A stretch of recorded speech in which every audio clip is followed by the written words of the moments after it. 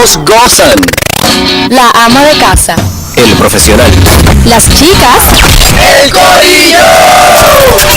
porque tenemos la programación que se ajusta a tu estilo de vida. Inter Radio Web. Inter Radio Web y la Universidad Interamericana no necesariamente se solidarizan con las expresiones vertidas en el programa que escucharás a continuación.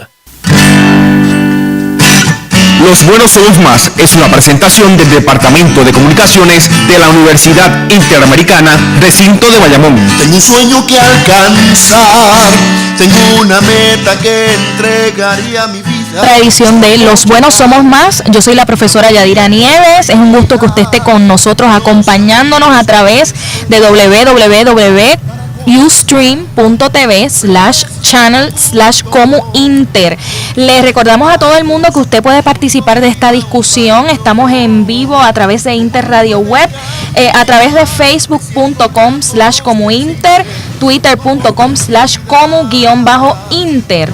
Allí nos consigue y hoy vamos a estar hablando en el programa sobre un panel que celebramos ayer en la mañana, titulado La cobertura mediática de casos criminales de alto perfil. Y como para esto nosotros necesitamos a los expertos, me acompaña en la tarde de hoy el profesor Félix Velázquez. ¿Cómo se encuentra, profesor? Buenas tardes, muy bien, y un saludo a todo ese público que escucha Los Buenos Somos Más, y es un placer estar compartiendo con ustedes en la tarde de hoy. Y yo digo que él es experto porque el profesor Velázquez es abogado y él está trabajando todo lo que tiene que ver los cursos de Derecho en Comunicación aquí en la universidad. Es así, ¿verdad, profesor? Correcto, imparto el curso de aspectos éticos y legales de los medios de comunicación.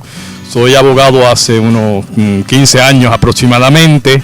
Y también pues doy aspectos legales que tienen que ver con la parte de gerencia de los medios y la administración de los medios de comunicación. Bueno, profesor, y sin duda alguna este panel que estuvo constituido por una serie de personas en el ámbito de los medios de comunicación, nos acompañó como moderadora la periodista Nuria Sebasco de las Noticias Univisión.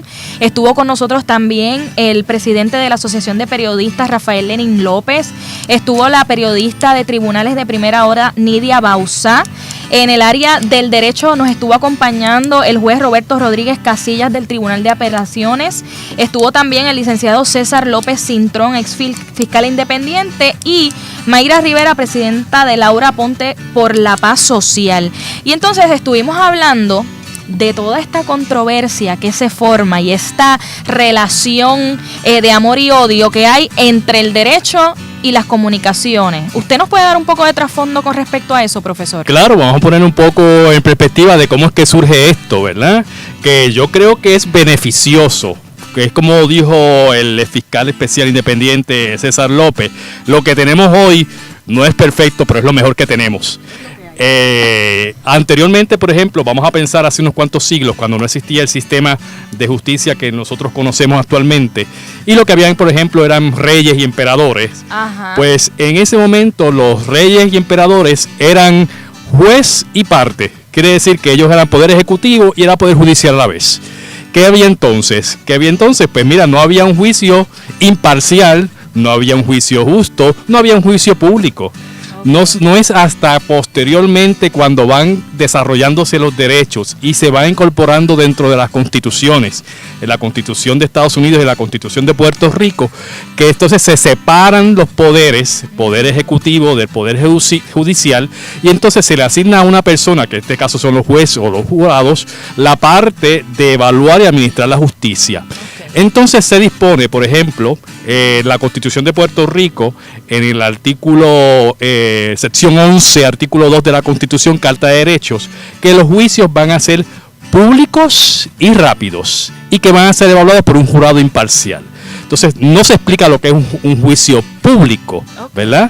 Pero en las interpretaciones, el juicio público significa que las personas tienen la posibilidad de sentarse allí y ver cómo opera el sistema de justicia de su país, lo cual es bien importante porque en un pueblo democrático tenemos que las personas tienen derecho a ver cómo opera, cómo funciona su gobierno. Y esa es la función que precisamente hace la prensa en nuestro sistema de gobierno, donde la prensa se le llama el cuarto poder, precisamente por la exposición que tiene a los medios, y entonces la gente puede saber lo que está pasando allá adentro a través de la prensa. Claro, entonces ¿qué tenemos? Que la prensa también se beneficia de tener un juicio público, porque además la prensa viene a ser el ojo y viene siendo el oído de mucha gente que no puede ir a la sala de los tribunales. Exacto. Y son los que les informa qué es lo que está pasando allí, cómo es que opera el juez, cómo es que opera el fiscal, cómo es que opera el sistema de policía de Puerto Rico. Ellos son los que reseñan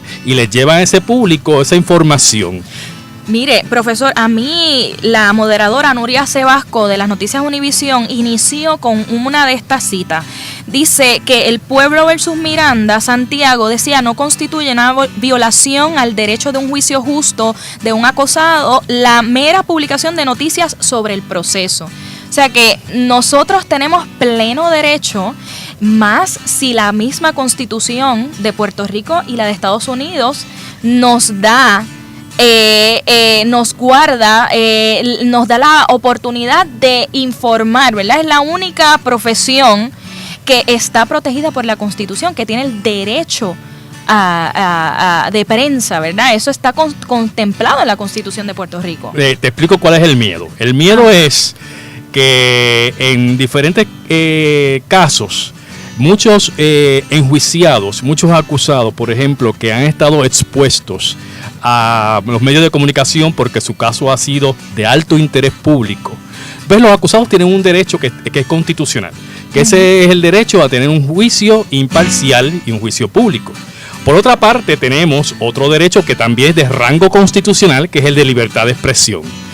Y entonces, ¿qué sucede? Que muchas veces los acusados dicen que la libertad de expresión, que la prensa, que los medios de comunicación, al exponerlos públicamente, ¿verdad? A veces, indican ellos de manera parcializada o de un solo ángulo, afectan sus derechos constitucionales de que el juicio sea imparcial, de que el juicio sea justo, porque ellos ven que ya han sido enjuiciados públicamente y que eso de alguna manera va a afectar la decisión de un juez o de un jurado debido a la presión pública que puede ejercer, ¿verdad?, esa opinión de la ciudadanía. Y ahí tenemos dos derechos que están chocando, que se encuentran, ¿verdad? Y entonces, en ese caso de Pueblo versus Miranda, lo que te está diciendo es, ¿verdad?, lo que trato de traer Nuria, es que en la medida de que tú cubres una información, eso no hace y ni afecta el que el jurado o el juez puedan de alguna manera parcializarse.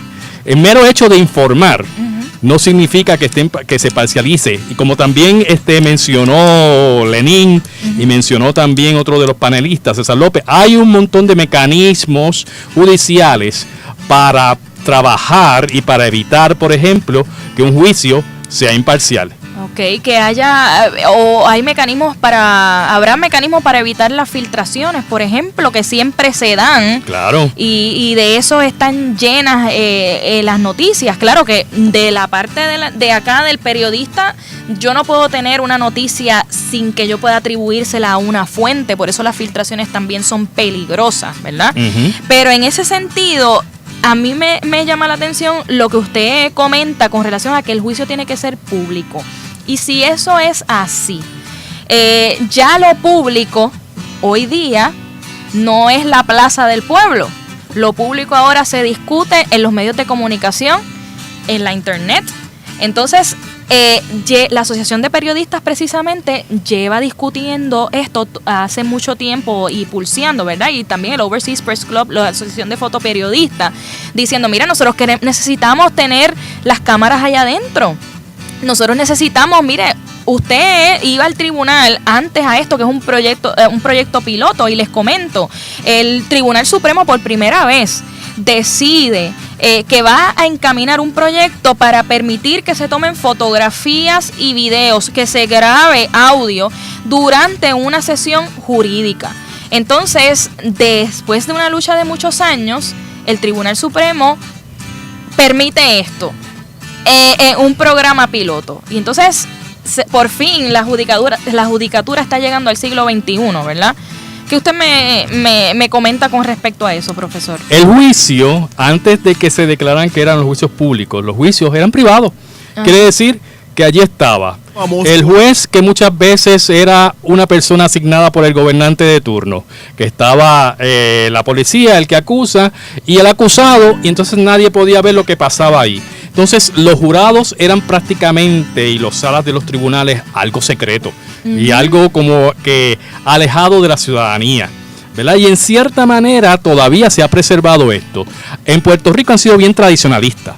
Y en Puerto Rico, por ejemplo, ahora aun cuando el juicio era público y sigue siendo público, el tribunal propiamente limitaba, a través de unas instrucciones y unos cánones judiciales, limitaba el acceso de la prensa, particularmente con cámaras, con artefactos tecnológicos, micrófonos. Sí podía haber, por ejemplo, periodistas pues con una libreta, o tampoco se permitían fotógrafos. Lo que había, por ejemplo, era una persona que dibujaba. Exacto, lo que sketch estaba artist, ¿verdad? Correcto.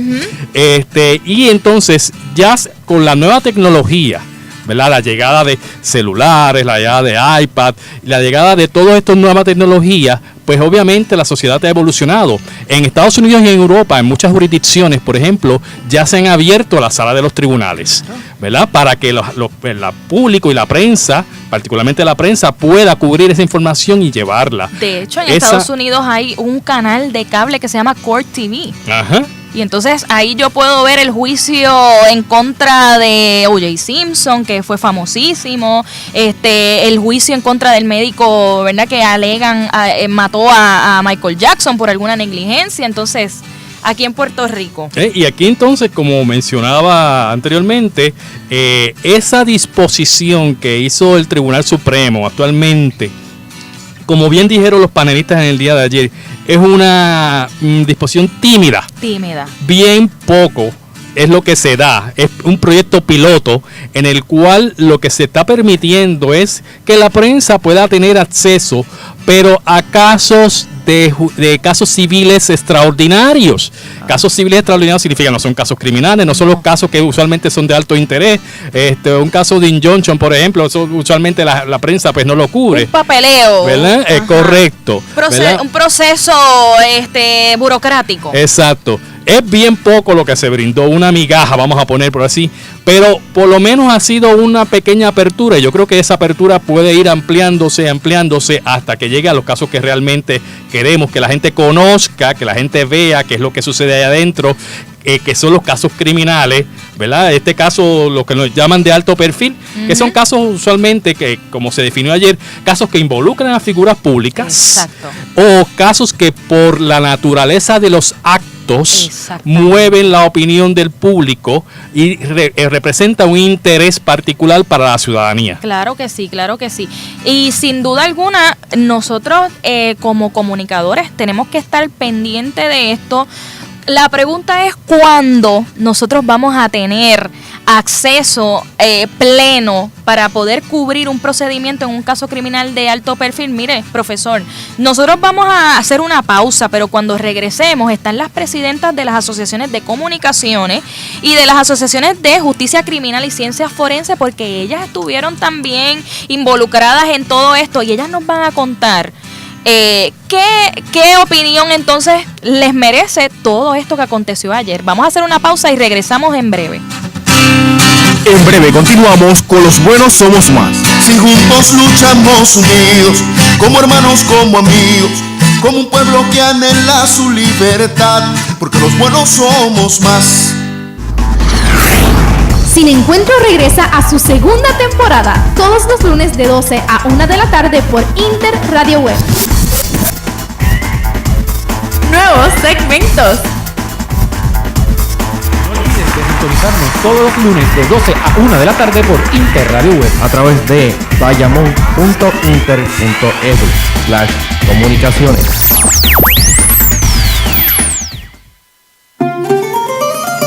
recordar es vivir. La sabiduría, al que Dios se la dio, San Pedro se la bendiga, porque al que a buen árbol se arrima, buena sombra le cobija, y la mujer preparada vale por dos. Serán de antaño, pero más viejo es el viento y sopla, que el legado de nuestros antepasados no muera. Restaurar a Puerto Rico está en ti. Un mensaje del Departamento de Comunicaciones de la Universidad Interamericana y esta emisora. Y mal, cambió la luz, ahora no podemos cruzar. Es mala, ahora hay que esperar. Ni lo sueñes, yo voy a cruzar, tengo prisa. Estás loco, aquí la gente no para. Los carros vienen de lejos, además, si me ven se detendrán. Ya yo te dije, haz lo que quieras. Yo no voy a arriesgarme. Ok, te veo después, bye. ¡Cuidado, cuidado!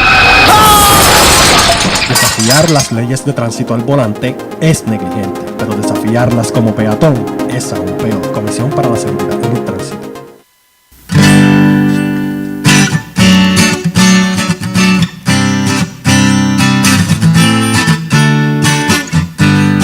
Estamos de regreso a Los Buenos Somos Más. Les recordamos que usted puede participar de esta discusión accediendo a facebook.com/comuinter o twitter.com/como_inter. Y ya están con nosotros Ibis del Mar Ortiz. Ella es presidenta de la Asociación de Justicia Criminal y de Investigación Forense. ¿Cómo estás, Ibis? Qué bueno, me alegra saludarte. Y también está con nosotros Francesca Collazo, quien es presidenta de la Asociación de Estudiantes de Comunicaciones. Hola, Francesca. Saludos, profesora Nieve y licenciado Velázquez. Me alegra estar nuevamente con ustedes. Pues muchas gracias, para nosotros es un placer. Bueno, pues nosotros queríamos contar con ustedes y especialmente con Ibis, porque Ibis está del lado que nosotros no vemos y es el lado de la investigación forense. Y es todo un procedimiento, y aunque, ¿verdad?, ella tiene una opinión que ya me ha manifestado, a mí me gustaría que ella me comentara, ¿verdad?, ¿qué opinión te merece toda esta discusión de la cobertura de casos criminales de alto perfil? Yo siempre he pensado que las comunicaciones deben estar presentes en los casos, en el tribunal, porque como bien dijo el profesor Velázquez, es una forma de informar al pueblo. En cosas que no todo el mundo pues tiene la oportunidad de ir a un tribunal a ver un juicio. Pero en ocasiones, como dijo también ayer el juez Roberto Rodríguez Casilla, nuestro sistema tiene muchas fallas. Y en ocasiones como le comentaba el profesor Velázquez, los testigos. Yo pienso que debería utilizarse las comunicaciones de una forma que se le ofrezca alguna protección. De una forma controlada, que procure la protección de esas personas que están dentro del juicio. Pero sí estoy totalmente de acuerdo en que las comunicaciones estén en el área y sean parte porque no solamente el área del sistema judicial le atañe solamente al tribunal, sino al pueblo entero, y las comunicaciones es su trabajo, es informarle al pueblo. Pero no solamente estamos hablando de el juicio, que ya es una etapa prácticamente final. Por ejemplo, el investigador forense entra una vez se comete el hecho, el crimen, y hay un muerto. Entonces allí llegó la prensa. Y entonces hay un caso particularmente que lo estuvimos discutiendo en la reunión, una reunión que tuvimos el viernes, el sonado caso del joven trompetista.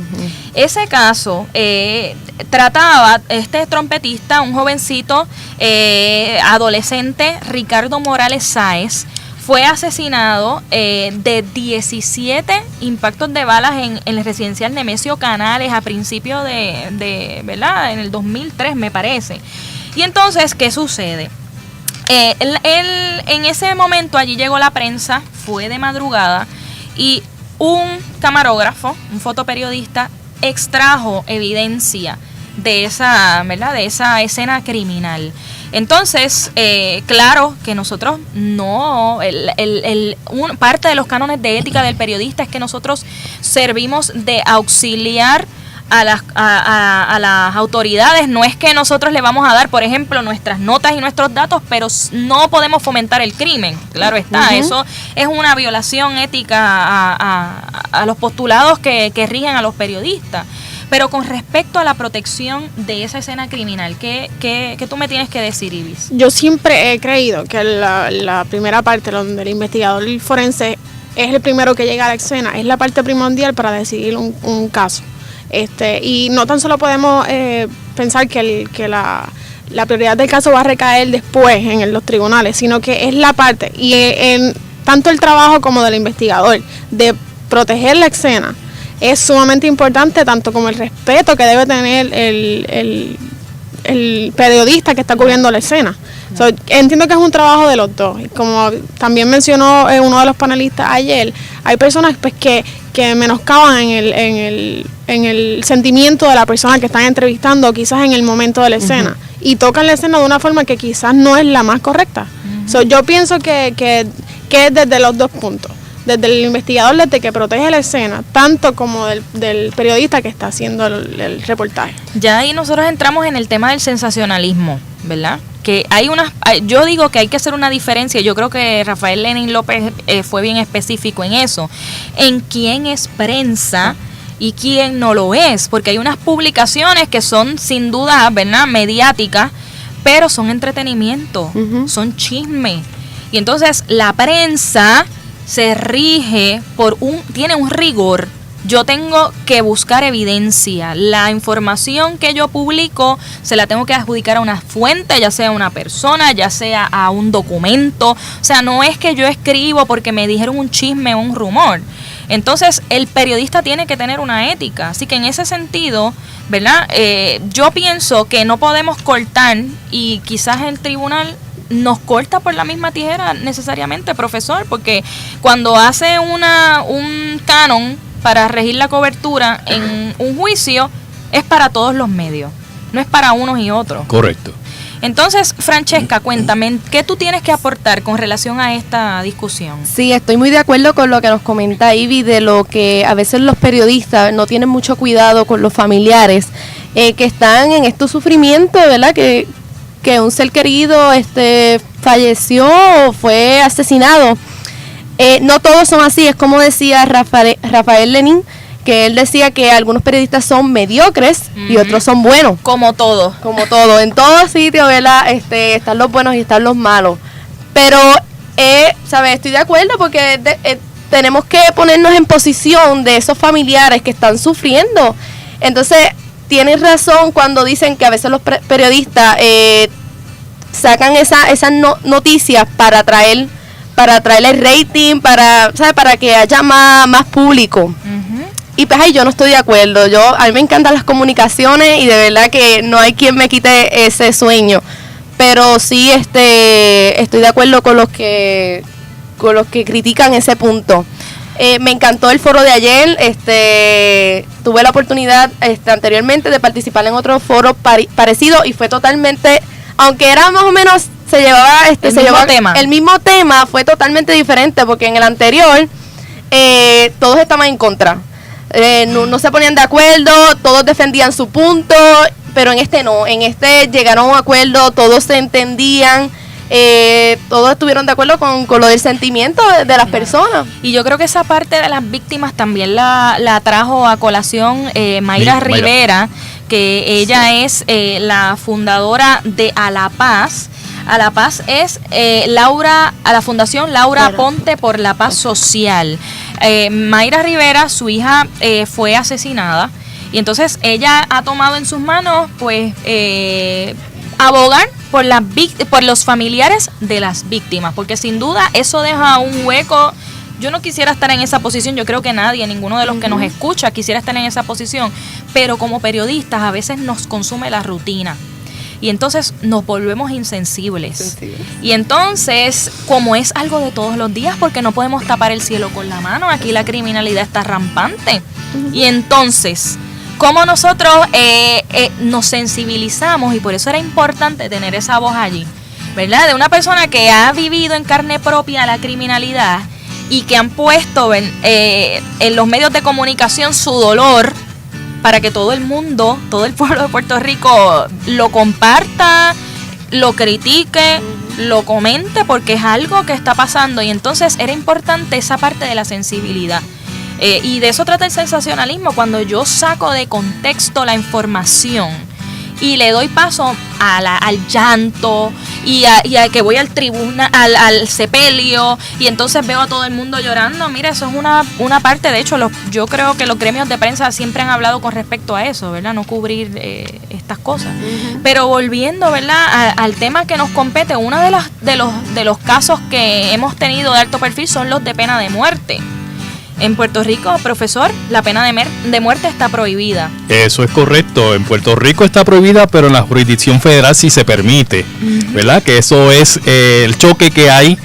Aunque en Puerto Rico ya hace muchos años no hay un caso de pena de muerte, porque la ciudadanía y los jurados que han estado en los casos del Tribunal Federal, pues ha levantado su voz de protesta. En el último caso que hubo, por ejemplo, como en la jurisdicción federal, tiene que haber unanimidad del jurado. Una sola persona que tuvo remordimiento de conciencia, que pensó esto no debe ser, esto va contra los valores cristianos, fue la que decidió que esa vida se iba a salvar. Y otra, aparte de que ella tenía ese valor, otro elemento adicional era que uno de sus hermanos o algún familiar estaba en la cárcel, y ella decía, ¿y si el próximo es mi hermano?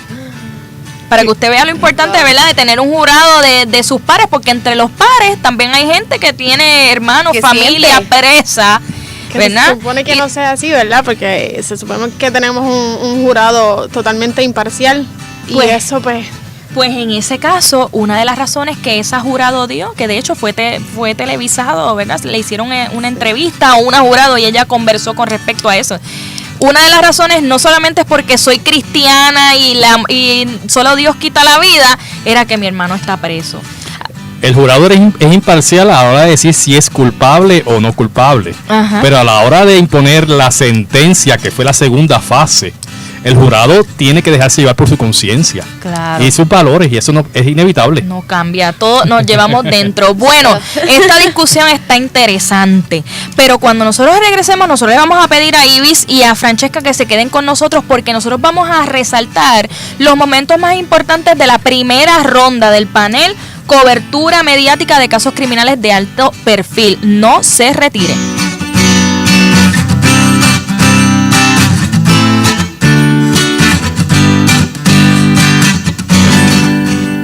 No te despegues, que en breve continuamos con Los Buenos Somos Más. El mal no prevalecerá si juntos luchamos unidos, como hermanos, como amigos, como un pueblo que anhela su libertad, porque los buenos somos más.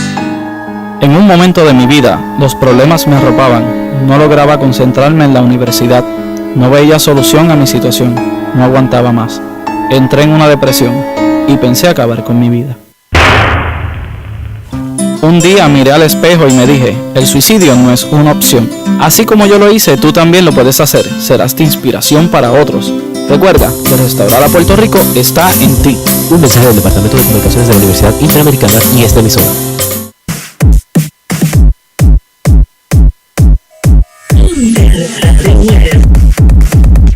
Si vacilamos contigo el semestre pasado, próximamente regresa el cuarteto experto en jangueo Juernes Social. Arranca con su nueva temporada, nuevas secciones, nuevos integrantes y mayor intensidad.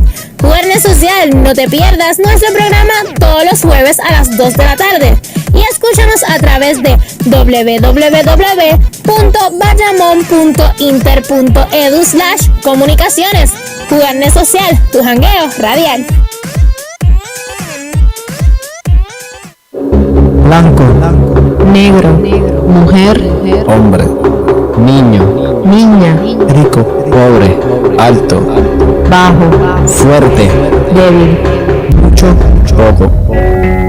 Nuestra actitud marca la diferencia entre la adversidad y la oportunidad. Mira a tu alrededor y aunque todo parezca diferente, habrá un millón de cosas que te unan al que está a tu lado. Soy Julio Rivera Saniel y sí, somos iguales. Hazte parte de nuestro grupo de seguidores en la red social Facebook. Accede a facebook.com/Los Buenos Somos Más Puerto Rico. De regreso aquí a Los Buenos Somos Más, a este programa que vamos a estar discutiendo y que estamos discutiendo el panel que se celebró en el día de ayer aquí en la Universidad Interamericana Recinto de Bayamón sobre la cobertura mediática de casos criminales de alto perfil.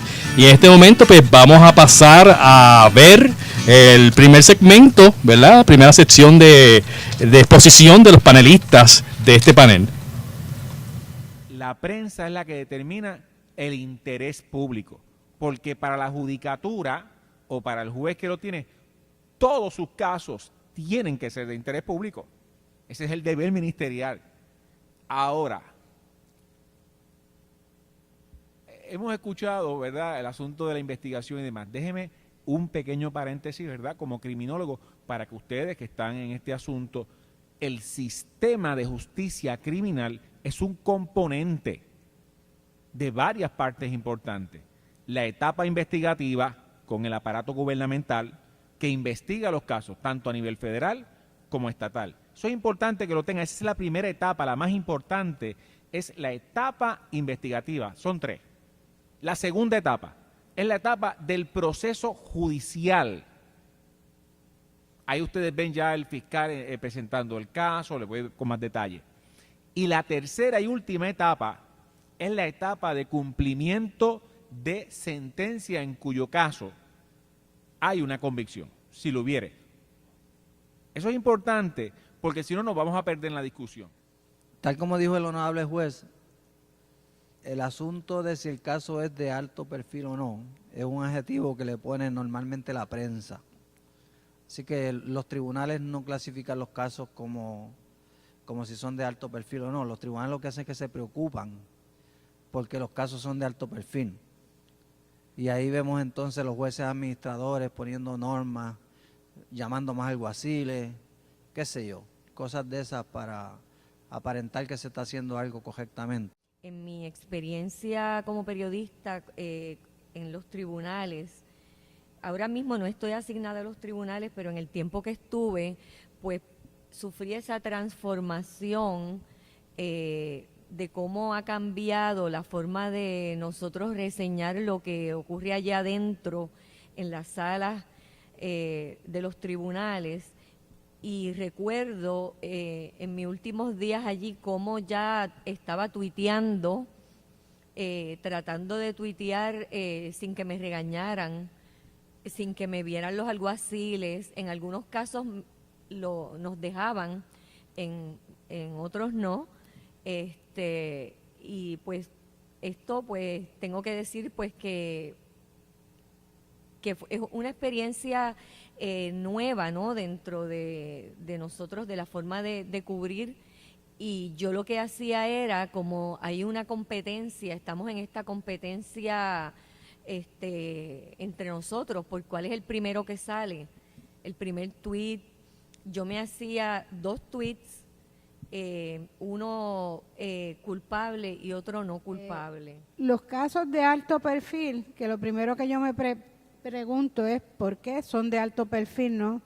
¿Qué hace que un caso en particular acapare la atención de la prensa, el interés tanto del público, de saber el más mínimo detalle, ¿no?, de lo que ha sucedido, incluso a veces rayando en el morbo o morbo, ¿no?, en todo su concepto? Y otros casos que uno ha conocido, ¿no?, porque ha tratado esas familias y el dolor de esas familias, pues no son de interés, no son de interés para la prensa, no son de interés para nadie, salvo para la familia que lo perdió. Yo no lo puedo identificar como una razón de clase, porque se han dado clases sociales, porque se han dado casos en ambos, ¿verdad?, tanto de familias prominentes como de familias pobres. No lo puedo tampoco caracterizar, o sea, por una cuestión de edad, porque ha habido también casos de niños, ¿no? La manera en que son asesinados, en realidad pues a eso no tengo una respuesta. No sé si los compañeros de la prensa luego pueden aclarar ese punto. ¿Qué hace que un caso llame más la atención que otro? La prensa lo que hace es encargarse de darle seguimiento al caso con mayor o menor intensidad, dependiendo el caso o el impacto que ha tenido ese caso en la comunidad. La prensa se encarga entonces de cubrir la investigación, que es un proceso, como bien explicaba el juez, las etapas del proceso de la investigación, que es un caso enteramente de la rama del Ejecutivo, y después seguir el proceso en caso de que hayan cargos y acusaciones, seguir el proceso en la rama judicial, y posteriormente, si hay una sentencia o una convicción, pues seguir el proceso de vuelta a la rama ejecutiva a través del Departamento de Corrección. Así que, a mi juicio, la prensa se encarga de darle seguimiento a un caso que ha tenido un impacto en la sociedad. Bueno, estamos de regreso. Estuvo bien interesante esa primera ronda de los panelistas. Les recordamos quiénes eran. Estaba el juez Roberto Rodríguez Casillas del Tribunal de Apelaciones, el licenciado César López Cintrón, el ex fiscal independiente. Estaba Nidia Bauzá, periodista de Primera Hora. Mayra Rivera, presidenta de la Fundación Laura Ponte por la Paz Social, y Rafael Elín López, periodista y presidente de la Asociación de Periodistas. Yo no sé, pero yo de acá también, ¿verdad?, cogí mis notitas. Y, por ejemplo, una de las cosas que Mayra Rivera dijo fue ¿por qué la prensa le daba más importancia a unos casos que a otros? ¿Cómo es que se determina que una cosa es de alto perfil o no? Y Lenín López le dice, mire, nosotros no decidimos qué es importante o no para la sociedad. Nosotros partimos e informamos dependiendo de unos valores periodísticos que la misma sociedad ya lo ha asignado. Y entonces, por ejemplo, como decía el profesor ahorita, una persona prominente hay que cubrirla, pues, y se es prominente porque... Aunque el delito sea que se comió un pare. Así si es mismo. Una figura pública, es un legislador, es el gobernador, es un alcalde, aunque se haya comido un pare, y ya tú sabes que eso se va a convertir en una noticia de interés público. Por más sencillo que sea. Claro que sí, eso es así. Como me decían cuando yo trabajaba en el medio, el gobernador siempre hay que cubrirlo, porque es el gobernador, ¿verdad? Está en una posición de poder, toma decisiones. Entonces, otra cosa es el impacto que tiene en la sociedad. Y como bien decíamos ahorita, un hecho que impacte a un gran número de personas, como es el caso de pena de muerte. Si aquí una persona es convicta de pena de muerte, eso nos va a impactar a todos, querrámoslo o no, ¿verdad? Que somos... hay muy pocos países que todavía imponen la pena de muerte, así que es un caso. Así y la naturaleza del evento, o sea, de la propia naturaleza de la noticia, aunque no sean figuras públicas, que sean totalmente desconocidos, que si, como dijeron ayer, por ejemplo, el monstruo de Utuado, que quemó a toda la familia en aquel momento, el de Moca, que lo decapitaron, cuando tiene que ver con niños también. Cuando tiene que ver con niños, o sea, de la propia naturaleza de la noticia, del hecho, surge el interés, ¿verdad? Y ese interés, obviamente, sabemos, como bien sabe la profesora que es periodista, que eso es interés público, que eso llama la atención. Claro que sí, eso es así. Cuando se identifican, ahí es que ellos... El público es el que hace que sea de alto interés. Sí, nosotros, la prensa se debe al público. Y el público es el que nosotros informamos. Ellos tienen un derecho a ser informados. Y, por ejemplo, ellos deciden, quiero saber lo que está pasando en el gobierno, pues entonces hay que estar metido en el gobierno. Quiero saber lo que está pasando en el caso de pena de muerte. Quiero saber lo que está pasando en el caso de corrupción de X o Y senador o representante. Pues mire, hay que cubrirlo, ¿verdad? Esos son unos valores. Ahora, fíjese que el juez fue excelente porque él inició y entonces él nos daba todo este organigrama de cuál es el proceso criminal, ¿verdad? Que arranca pues con una etapa investigativa. Que para mí es la más primordial, como dije anteriormente. Y el propio juez lo dijo, que es la etapa más importante. Exactamente. Entonces ahí tenemos dos casitos que yo le voy a plantear aquí sobre la mesa. El caso de la muerte de Carmen Paredes y el caso de la muerte de Lorenzo González. En ese caso, Ibis, ¿qué se habló con relación a la etapa investigativa? Que eso no ha pasado de ahí. Esos casos no han pasado de ahí. Sí, una de las muchas preguntas que el público se hace es ¿por qué permiten, en el caso de Carmen Paredes, que este juez federal entre a la escena del crimen? Entonces, si no me equivoco, el ex fiscal fue el que comenta que la fiscal que estaba a cargo de la escena es quien permite.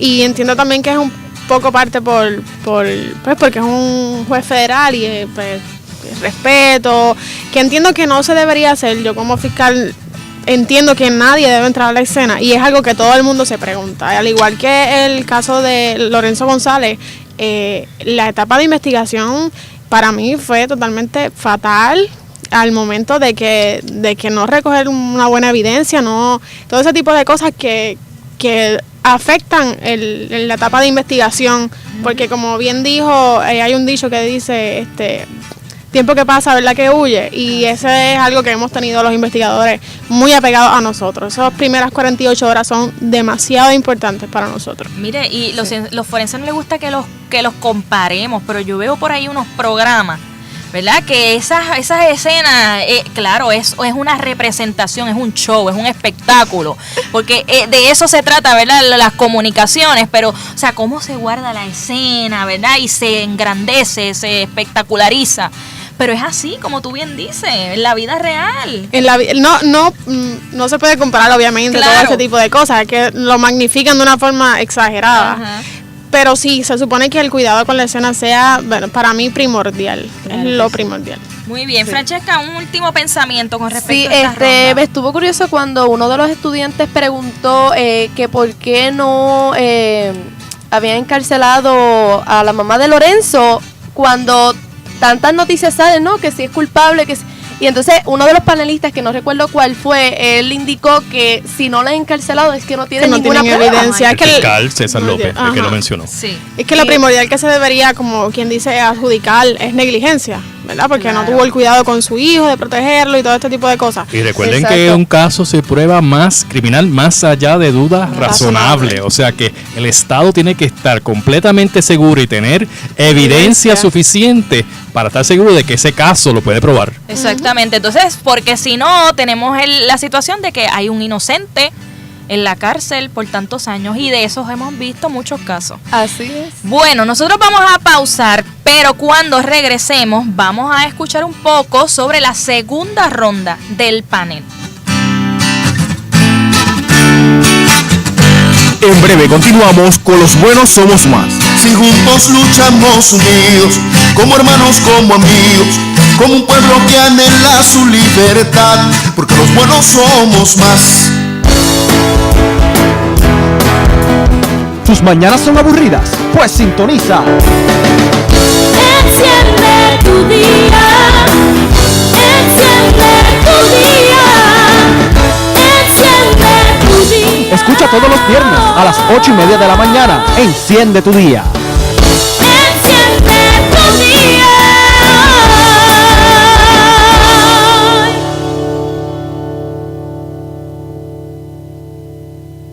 Yo soy María y tengo 12 años. Yo soy Luis y tengo 16 años. Yo soy Ana y tengo 8 años. Y ya yo vi. Más que tú. Yo vi mucha droga. Yo vi mucha violencia. Yo escuché muchas amenazas.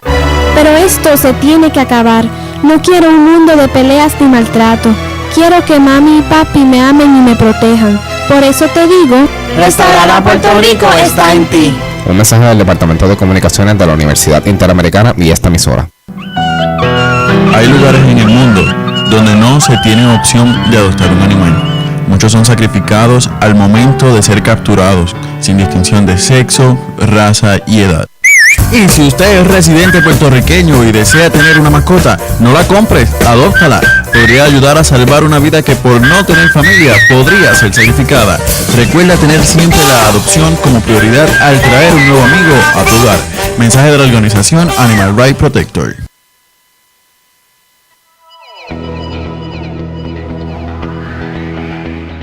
Dile no al silencio. Ha llegado el momento de resaltar las cosas buenas que nos unen como nación. Tenemos que aprender a identificar lo que nos rodea para apreciar y resaltar lo bueno. Personas como tú y como yo podemos hacer la diferencia en nuestra comunidad. Somos más los que creemos en la igualdad.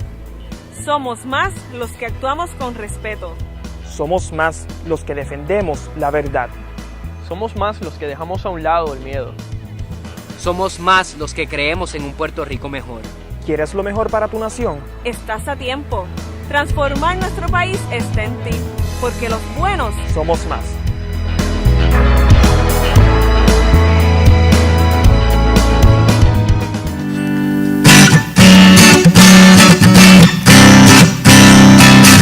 ya estamos de regreso a Los Buenos Somos Más. Ahora vamos a observar la segunda ronda del panel. En esta ronda, la periodista Nuria Sebasco le hizo una pregunta a cada uno de los panelistas con relación a su exposición anterior. Veamos. Importante, una vez el caso es investigado, entonces la investigación se centra en un sospechoso. Persona con interés, yo ese término no lo he leído. Si es sospechoso o persona con interés, que es donde se dirige la investigación, llámese como se llame, tienen ya obviamente la cobertura de los derechos fundamentales de un ciudadano, tanto para el sospechoso y cualquier otra persona que así lo resulte. Dicho eso, voy a contestar la pregunta. Ya pasa entonces al proceso, a la segunda etapa del proceso judicial. Y ahí entonces sí opera todas las garantías, porque ya esa persona ha sido arrestada y tiene que ser llevada, dice nuestro ordenamiento jurídico penal, procesal, inmediatamente, sin dilación alguna, ante un magistrado para validar realmente eso. Así que la lucha va a ser siempre a nivel mediático, puesto que ya hay toda unas opiniones, hay ya todo un seguimiento a los casos y muy bien lo dijo el compañero Rafael Lenín, ¿no? Las partes, o sea, si allí hay un legislador o hay una figura pública, ya el juez tiene que estar. Ahora, el juicio finalmente, ¿se puede conseguir un jurado imparcial completamente? No, para eso está el proceso de desinsaculación en el cual participa tanto el Ministerio Público, que tiene interés de acusar, es el que tiene el peso de la prueba, como la defensa. Y el juez tiene que estar también, obviamente, a cargo en ese proceso para escoger a aquellas personas más idóneas que sirvan como jueces de hechos, que así se les conoce, ¿verdad?, popularmente a los jurados. Ha comentado usted en ocasiones anteriores que muchos de los casos que se esclarecían en Puerto Rico se daban gracias a la figura de una marioneta en particular en Puerto Rico. Hablábamos del programa de la Comay. Desde esa perspectiva quisiera que usted interviniera sobre el trabajo de la prensa en casos de alto perfil. Yo creo que eso me obliga a aclarar las expresiones que yo hice. Fue en el contexto de una pregunta sobre la confianza del público en el sistema de justicia criminal. Y mencioné yo en aquel momento que lamentablemente, todavía lo lamento y no se lamentará suficiente, el pueblo ha perdido la confianza en el Departamento de Justicia, especialmente en el tiempo que yo hice esas expresiones. No digo que haya cambiado mucho. Y lamentaba yo que el público era más dado a darle información a la Comay que al Departamento de Justicia. En ese contexto fue que hice esa expresión que creo que tiene vigencia actualmente, aunque con otros personajes. Pero la realidad es que el público ha perdido lamentablemente la confianza en el sistema de justicia criminal. Y yo creo que todos tenemos responsabilidad en eso. Lo tiene la prensa, lo tenemos los abogados, lo tienen los jueces, lo tienen los fiscales, de levantar esa confianza que hace falta. Y en la mayoría de los casos la prensa se acerca a un caso criminal porque es contactado o por la víctima, o por familiares de la víctima, o por familiares del acusado, por el mismo policía que se está quejando de que no se le está atendiendo su caso adecuadamente, o por el mismo fiscal que tiene alguna queja del juez. Así que hay varias formas en las que se da ese acercamiento inicial de la prensa hacia un caso criminal sobre los detalles de cómo la prensa publica o habla de los casos. Si bien es cierto que a veces se maneja con crudeza y con insensibilidad muchos casos, también es cierto que a veces esos datos plantean sobre la mesa unos temas que también tienen que discutirse. Si yo les digo a ustedes hoy que un joven fue encontrado muerto en Calley, eso quizás no les dice mucho. Ahora, si yo les digo a ustedes que anoche un joven fue encontrado muerto en Calley con signos de tortura, desmembrado y que era homosexual, sí plantea un caso posible de crimen de odio y sí plantea un issue que tiene que discutirse en el país, ¿no? Y plantea un mal social, otro mal social. Así que es correcta esa insensibilidad, pero a veces lamentablemente el público tiene que recibir unos datos que son necesarios para que como sociedad construyamos soluciones, ¿no?, a los problemas que nos aquejan. Sobre los temas más dramáticos para mí son los más recientes de pena de muerte en casos criminales, porque el debate es intenso, el debate. Bueno, esa fue la segunda ronda y Nuria muy hábilmente hizo una pregunta a raíz de lo que habían comentado. El juez comenzó discutiendo todo este issue y mira, a veces los periodistas repiten como el papagayo. Yo estoy completamente de acuerdo con Lenín, que también hizo esa salvedad, no salió en el video, pero él decía, ¿verdad? A veces una persona me dice algo y yo como el papagayo voy a repetirlo sin pasar eso por un filtro y por, ¿verdad? Uno tiene ¿verdad? Crítica, pensamiento crítico, ¿verdad? Y entonces, pues, se ha acuñado este término de persona de interés cuando en realidad es simple y meramente un sospechoso. ¿Qué es un sospechoso, profesor? Un sospechoso es una persona sobre la cual se centra una investigación porque existe la posibilidad de que en algún momento él haya intervenido o sea responsable de esos actos que se cometieron.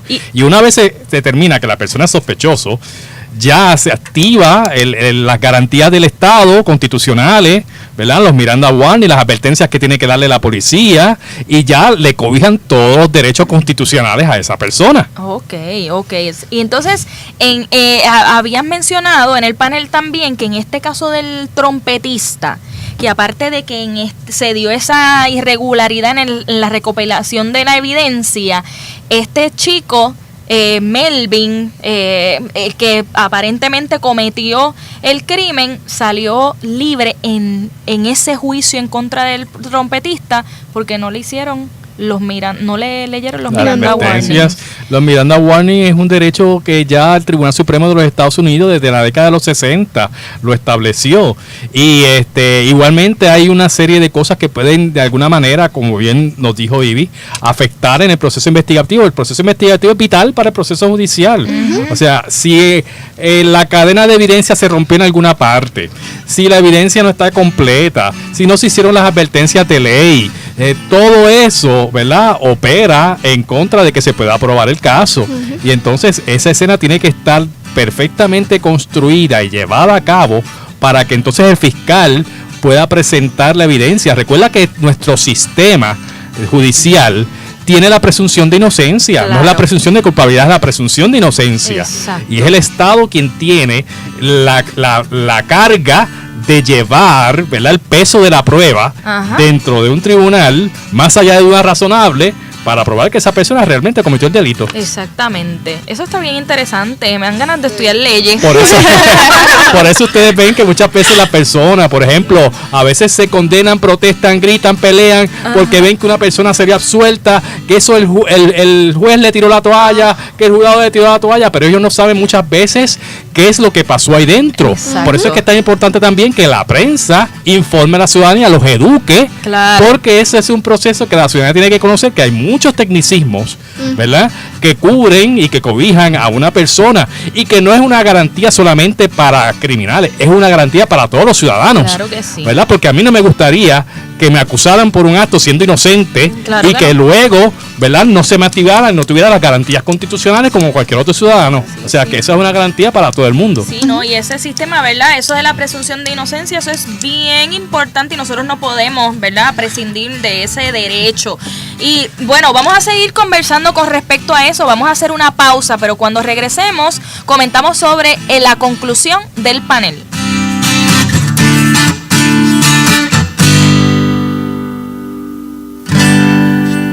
No te despegues, que en breve continuamos con Los Buenos Somos Más. El mal no prevalecerá si juntos luchamos unidos, como hermanos, como amigos, como un pueblo que anhela su libertad, porque los buenos somos más.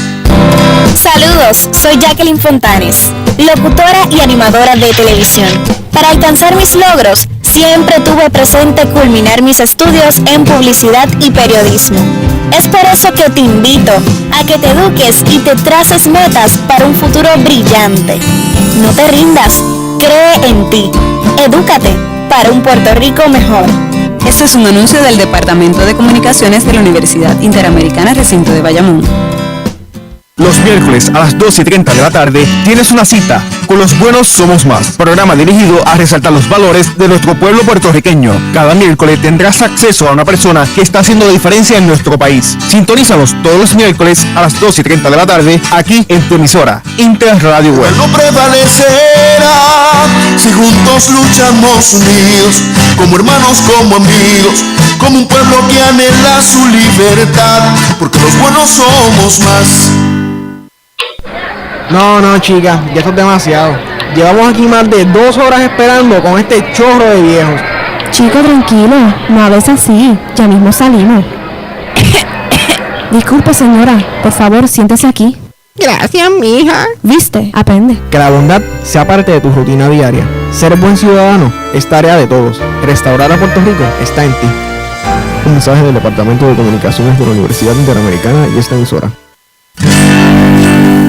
Hazte parte de nuestro grupo de seguidores en la red social Facebook. Accede a facebook.com/Los Buenos Somos Más Puerto Rico. Bueno, estamos en la última parte de Los Buenos Somos Más. Aquí estoy conversando con el profesor Félix Velázquez, con Francesca Collazo, presidenta de la Asociación de Estudiantes de Comunicaciones, y con Ibis del Mar Ortiz, de la Asociación de Justicia Criminal e Investigación Forense. Bueno, y vamos a ver ahora la última parte del panel, donde los asistentes a la actividad tuvieron la oportunidad de hacer sus preguntas directamente a cada uno de los invitados. Veamos. De comunicaciones aquí durante 2 años, y mi pregunta es la siguiente para todos los panelistas. Jonathan Román Rivera fue encarcelado incorrectamente luego que se le imputara el asesinato del canadiense Allen Haddam en el 2007 en San Juan. ¿Cómo afecta este tipo de errores la credibilidad del sistema judicial? Bueno, comenzamos, como es para todos, comenzamos con el juez Roberto Rodríguez. Bueno, muy buena pregunta. El sistema de justicia criminal es tan imperfecto como los seres humanos que lo están operando. No hay una garantía de 100% de que una convicción o una absolución sea acertada. Lo que buscamos es que esos casos sean los menos posibles. Por lo tanto, una de las cosas que yo quiero que ustedes estén bien claros es que la criminalidad no se resuelve cortando o limitando derechos de los ciudadanos. Es así, y miren los errores que suceden. Díganme ustedes si empezamos entonces porque la tasa criminal es muy alta, pues entonces no hay derecho de fianza en esto. La presunción no debe ser una presunción, debe ser al contrario. Y cuando venimos a ver, el sistema de justicia criminal pierde porque son los ciudadanos. Ustedes y yo saben, esto es para todo el mundo. Hoy yo soy juez, mañana puedo ser un acusado idéntico. No se resuelven la criminalidad cortando derechos fundamentales. Gracias. De nuevo, el caso de Jonathan es un caso un poco raro porque el sistema judicial nuestro lo encontró culpable y ni siquiera se celebró un segundo juicio para ver si realmente esta persona era o no culpable, y se tramitó de una forma muy extraña, a mi juicio, basado en una prueba de un polígrafo de la agencia federal de una persona que alegadamente dijo la verdad sobre el asunto, y los federales pues obligaron a las autoridades estatales a archivar el caso de una manera muy apresurada, a mi juicio. También es muy importante la presión que había para encontrar un culpable. Aquí la persona que matan era un hombre multimillonario de Canadá. También se conjugó, tal vez un poco entrando a lo que plantea César, aquí hubo una investigación bien deficiente. Lo que sí a mí me intriga, me llamaba la atención era cómo con una investigación tan deficiente. De Comunicaciones quiere aportar, ¿verdad?, a esto, y es necesaria, ¿verdad? Tenemos que enfatizar que es necesario que los casos criminales se den a la luz pública y que la prensa tenga acceso a todos esos procedimientos. ¿Usted quiere añadir algo para culminar, profesor? Sí, que es bien importante, ¿verdad? Lo que el juez quiso decir es que no podemos volver al pasado, no podemos retroceder a la época en que no habían derechos, en que prácticamente un ciudadano estaba a merced, ¿verdad?, de los gobernantes de ese momento, en que no te cobijaba ningún tipo de derecho. Así que los derechos constitucionales y fundamentales que tenemos actualmente ha sido una lucha de siglos a través de la historia, y han sido ganados con sudor y con sangre, y tenemos que defenderlos y tenemos que respetarlos, ¿verdad? Y toda la ciudadanía es parte de esto y debe entonces conocerlos y ayudarnos, ¿verdad?, a defenderlos y a respetarlos. Muy bien, pues le damos las gracias a las muchachas que nos acompañaron, Ibis y Francesca, el profesor Velázquez, gracias por estar aquí. Gracias. Nosotros nos despedimos, no sin antes invitarle el próximo miércoles a las 12 a otra edición de Los Buenos Somos Más. Que tenga muy buenas tardes.